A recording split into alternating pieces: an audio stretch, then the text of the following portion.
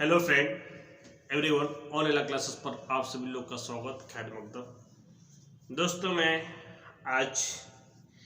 मैं एक टॉपिक ये है, बहुत ही फेमस टॉपिक है।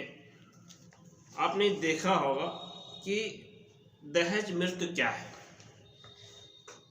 दहेज मृत्यु क्या है?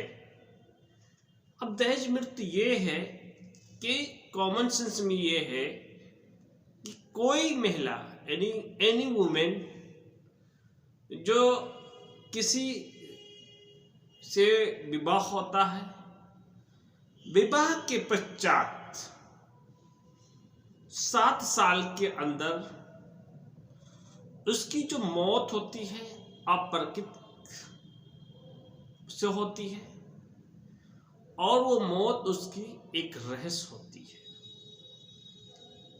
कहने का तात्पर्य ये है कि एक इसमें प्रताड़ना जुड़ता है और एक इसमें क्रूरता जुड़ता है। अब क्रूरटी और प्रताड़ना जो है आप देखेंगे तो किसी भी तरीके से हो सकता है। परिवार में लोग होते हैं, माता है, पिता है, भाई है, बहनें हैं और भाभियां भी हैं। तो एक परिवार होता है।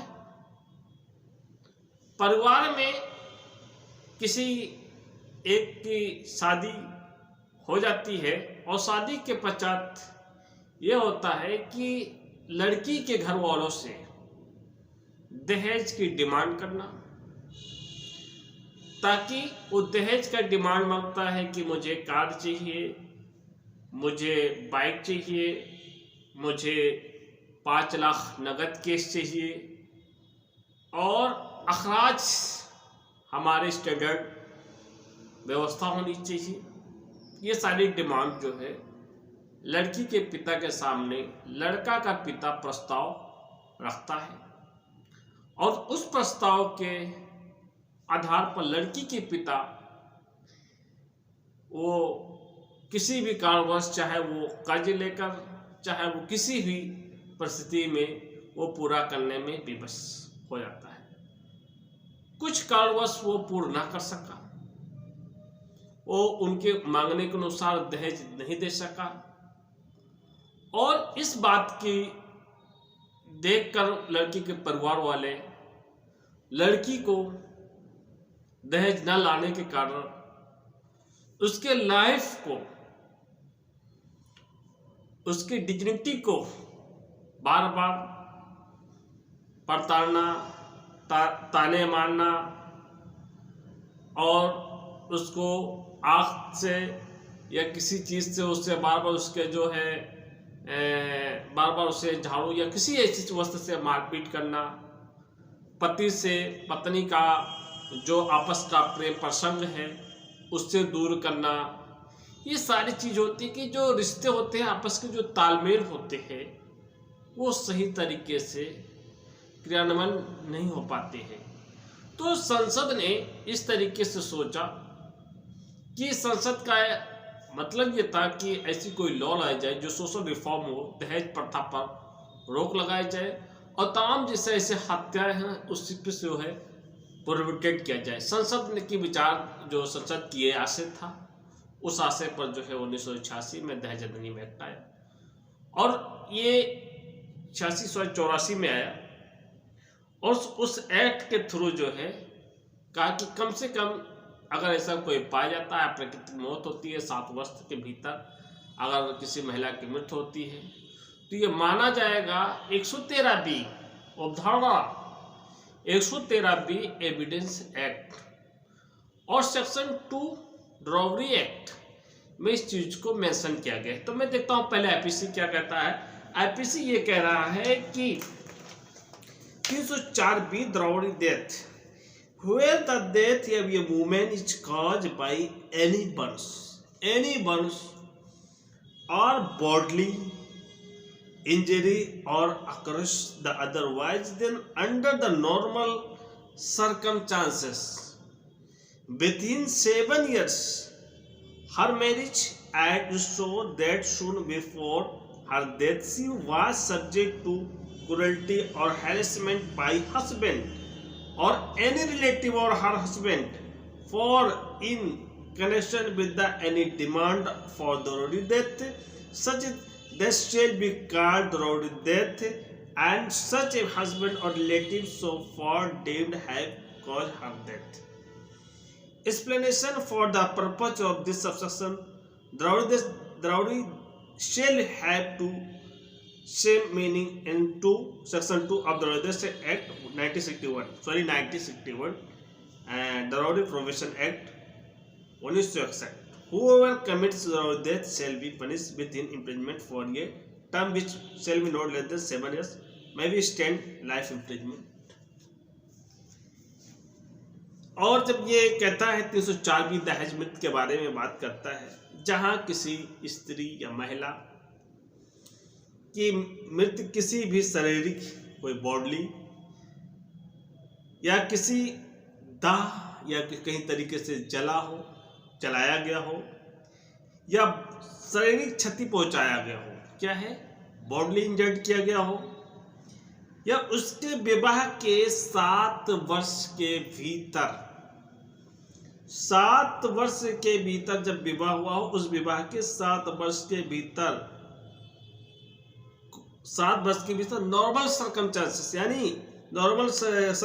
यानी समान परिस्थितियों में अन्यथा हो जाती है, तो ये दर्शित किया जाएगा कि उसकी मृत्यु कुछ पूर्व उसके पति ने, ये माना जाएगा, ये दर्शित किया जाएगा कि उसके पूर्व जो है उसके पति ने या उसके पति के किसी अन्नातेदार माता पिता भाई बहन दहेज की किसी मांग के लिए, दहेज की कोई लंबा डिमांड की गई है, मुझे ये चाहिए, कार चाहिए, हाथी चाहिए या घोड़ा चाहिए, नहीं बंगला भी चाहिए, मुझे सब कुछ भी चाहिए, ये क्या है डिमांड है, मांगना एक डिमांड है। उसके संबंध में उसके साथ क्रूरता की थी, उसके जो नहीं दे पाया है तो उसने क्या क्रूरल्टी किया है, हैरेसमेंट किया है, प्रताड़ना किया है और उसे जो है बार बार जो है तंग किया गया, और वहां ऐसी मृत्यु को किसी दहेज मृत्यु कहा जाएगा, और ऐसे पति के नातेदार उस मृत्यु कार्य करने वाले समझा जाएगा। पति या पति के नातेदार ऐसे कृत्य कार्य करने वाले समझे जाएंगे। एक्ट को नहीं है, पति या पति के जो रिलेटिव होंगे उनको जो है इस एक्ट में बुक किया जाएगा। ठीक है, अब इसमें जो है इस जो धारा 2 है 1961 में जो है दहेज प्रोहिबिशन यानी दहेज प्रतिषेध अधिनियम आया था, उसमें जो है ये बात कही गई थी। और उसके बाद में जो कोई दहेज मृत्यु कारित करेगा वो कानून जिसकी अवधि जो है 7 वर्ष से कम नहीं होगी किंतु आजीवन कारावास तक हो तो दंडित किए जाएंगे। 7 वर्ष से कम नहीं होगी किंतु जो है आजीवन और लाइफ इम्प्रिजमेंट की बात इसमें की गई है। अब देखिए आवश्यक तत्व यानी इसेंशियल इंग्रेडिएंट्स, जरूरी अज्जा। पहली है कंडीशन, ये कहती है कि पत्नी जलने के कारण किसी शारीरिक उपहात के कारण मृत्यु होना चाहिए। क्या है पहली कंडीशन है कि पत्नी जो है जलने के कारण या कहीं जलाया जाता है या किसी शारीरिक उपहात किया जाता है, उसके साथ जो है सुनिश्चित तरीके से मार पीट की जाती है, लाठी है, डंडा है, राड है या चाकू है, धारदार हथियार है, के कारण उसे मृत्यु होना चाहिए। और क्या है उसे डेथ होना चाहिए।